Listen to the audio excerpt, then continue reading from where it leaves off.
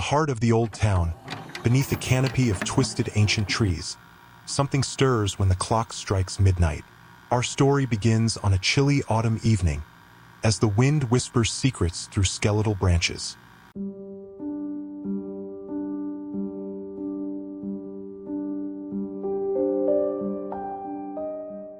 Lila had taken this path 100 times, but tonight, the shadows seemed darker, the air heavier. The familiar route twisted into something sinister, a labyrinth of alleys and narrow lanes. She had stayed late at work, buried in paperwork. Now, every rustling leaf and distant creak made her heart race. The town, usually so mundane, had transformed into a realm of creeping dread. As she turned the corner, the streetlights behind her sputtered out, plunging the path into darkness. Her phone, clutched in her hand, was nearly dead, and the screen cast a weak, eerie glow. The GPS stuttered, lost, and her screen looked distorted, as if the shadows had taken on a life of their own.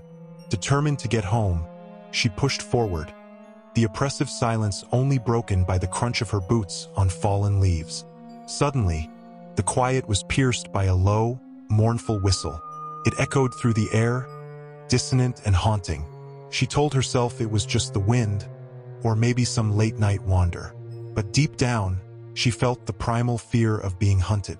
Her pace quickened, and the whistle grew louder, closer, until it seemed to resonate within her bones. Then she saw it. At the far end of the street, a figure stood, cloaked in darkness.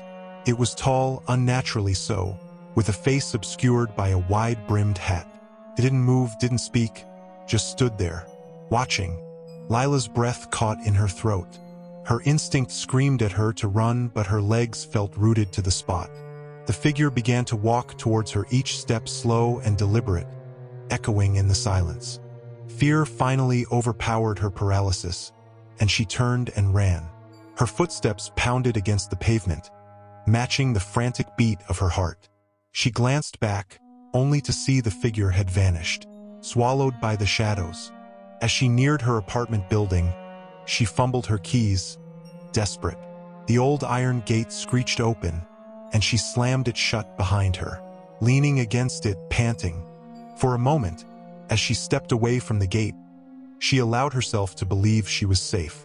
But then, the whistle came again, impossibly close, a chilling melody that filled the air.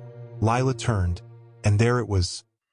The figure, standing inside the gate, closer than before, its eyes gleaming with a cold, unnatural light. It reached out, its hand long and claw-like, grasping for her. She screamed, but no sound came out, her voice stolen by the night.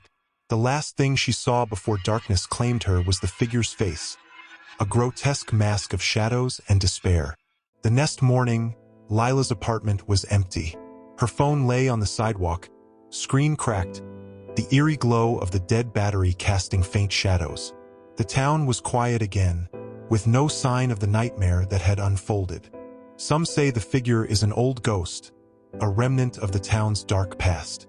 Others whisper of a curse, a punishment for those who wander the streets alone at night.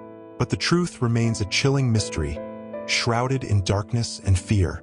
Sometimes, the past has a way of catching up, especially on a late walk home.